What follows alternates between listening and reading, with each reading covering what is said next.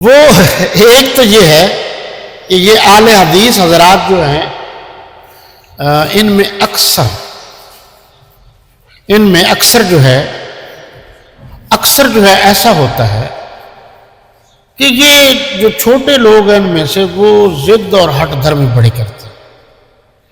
یہ ہمارے ڈاکٹر ذاکر نائک صاحب تشریف لائے ہیں پاکستان میں، اسٹیٹ گیسٹ تھے، سرکاری مہمان تھے، بہت سارے لوگوں نے بہت ساری باتیں کی، اللہ ان کو ہدایت دے۔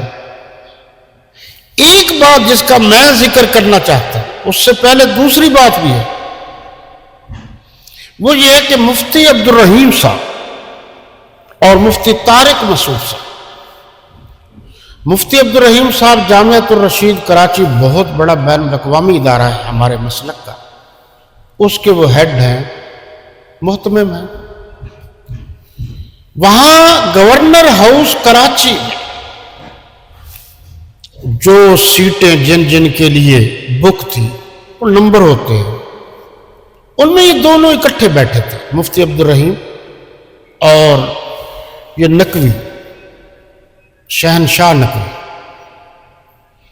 جو میں نے اشارہ بھی دیا تھا، انہوں نے سوال کیا تھا ڈاکٹر ذاکر نائک سے، شہنشاہ نقوی نے، اور پھر حال یہ ہوا کہ جس سے ہمیں بہت زیادہ تکلیف، سیٹوں کا مسئلہ تو سرکاری ہوتا ہے، نمبرنگ ہوتی ہے، جہاں جس کا نمبر ہے وہی بٹھاتے ہیں، لیکن مفتی عبد الرحیم صاحب نے اس کو اس ہاتھ سے، دائیں ہاتھ سے اس کی کمر پر اس کو شاباش تھاپڑا دیا، نقوی کو۔ ہمیں اس بات سے بڑی تکلیف ہوئی کہ آپ تو ہمارے بڑے تھے، جو سبق ہم دہرا رہے ہیں یہ تو آپ لوگوں نے ہمیں پڑھایا تھا، اور آج آپ کا یہ حال ہے کہ چھوٹوں نے جب اس پر عمل کرنا شروع کر دیا تو آپ اس کو تھاپڑ دے رہے ہیں، اور پاک ہاتھ ناپاک جسم کو لگ جائے تو وہ تو ناپاک ہو جاتا ہے۔ یہ تو میں امید کر سکتا ہوں کہ آپ پڑھے لکھے آدمی ہیں تو توبہ استغفار کی ہوگی تو آپ کا ہاتھ پاک ہو گیا ہوگا، لیکن میں یہ سوچ رہا ہوں کہ کیا آپ آئندہ بھی ایسا کریں گے؟ کچھ تو وہ ہیں جو ان کو شاباش دے رہے ہیں، ان کے پیچھے نمازیں پڑھ رہے ہیں، پہلے تو پڑھتے نہیں، پڑھتے ہیں تو انہیں کے پیچھے پڑھتے ہیں، پھر نماز کی تو چھٹی۔ تو مفتی عبد الرحیم صاحب اور مفتی طارق مسعود صاحب، ہم جائز کاموں میں ہر ایک کی تعریف کریں گے، خواہ وہ کوئی ہو، تو تم نے یہ کام کر کے، خصوصاً مفتی عبد الرحیم صاحب نے، اب آپ بتائیں کہ آپ بڑے تو ہیں، کیا ہمیں اسلام نے بڑوں کی پوجا کرنے کا حکم دیا؟ آپ کب تک اپنے غلط فیصلے ہم چھوٹوں پر مسلط کرتے رہیں گے؟ اگر اس طرح کے فیصلے آپ نے کیے تو مجھے اندیشہ ہے کہ یہ چھوٹے لوگ، نسل نو آپ سے باغی ہو جائے گی، کیونکہ ہمارے ذہن میں یہ بات ہے کہ ہم نے تحریک ناموس صحابہ و اہل بیت کو پروان چڑھانے کے لیے،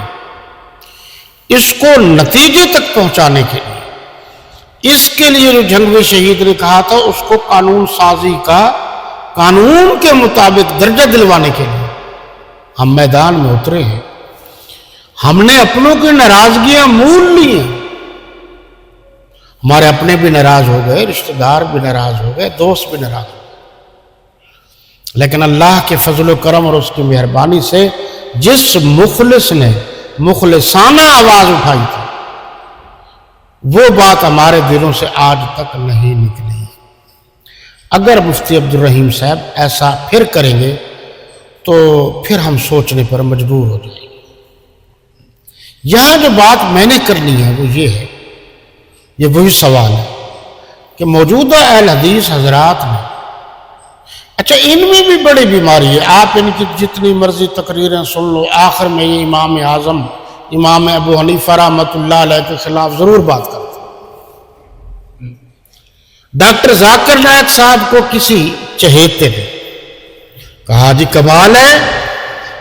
آپ تو اس دور کے ویسے امام اعظم ہیں، تو وہ تو بین الاقوامی مبلغ ہے، بہت سمجھدار آدمی۔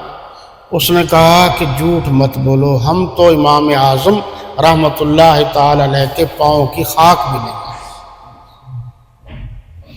اور یہی بات کیا کرتا تھا علامہ احسان الہی ظہیر رحمت اللہ تعالی علیہ کہ امام اعظم امام ابو حنیفہ رحمت اللہ تعالی علیہ ائمہ میں سے اعلیٰ اور عرفہ مقام رکھتے ہیں، جو ان کے درجے کو کم کرتا ہے، چونکہ وہ خیر القرون کرنی ثم الذین یلونہم ثم الذین یلونہم۔ آپ نے فرمایا پہلا بہترین زمانہ میرا ہے، پھر میرے بعد صحابہ کرام کا ہے، پھر ان کا ہے۔ تو یہ تابعی ہے امام اعظم، اور انہوں نے صحابہ کرام سے باقاعدہ تعلیم حاصل کی ہے، زیارت کی ہے۔ تو وہ بھی فرماتے تھے، اور ہمارا بھی یہی نظریہ اور عقیدہ ہے، امام اعظم امام ابو حنیفہ رحمۃ اللہ علیہ کے خلاف بات کرنا خام خواہ اپنے ایمان کو چھوڑنے کے مترادف ہے، اور یہ بات غلط ہے۔